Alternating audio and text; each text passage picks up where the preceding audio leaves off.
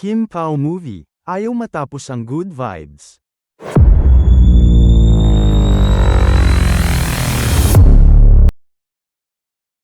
Ayaw matapos ang paghahasik ng good vibes ng pelikula nina Kim Chu at Paolo Avellino na My Love Will Make You Disappear.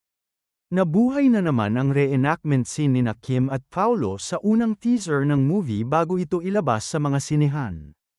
Ito yung nabangga ni Paolo si Kim sa gitna ng ulan at nagkatinginan silang dalawa.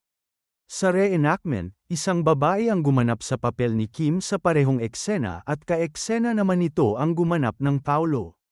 Super intense ang delivery ng linya ng Fanny na sumisigaw sa kanyang dialogue. At itinulak pa ang kapareha. Tawang-tawa ang mga Kim Pao sa pagtatapat ng mukha ng dalawa na gahibla na lang at maghahalikan na. Di kinaya ng pagkailang, tumili na ang alter ego ni Kim at nagtatalon sa tuwa. Binuhat naman siya at inikat ng alter ego naman ni Paolo. Kuha ang reenactment sa compound ng kapamilya na nilagyan ng props na tulay at lamp post. Caption nga ng nag-post sa X na si at salungguhit Hey Purple, ha aliw, kabahan ka na daw at Prinsesa Chanita.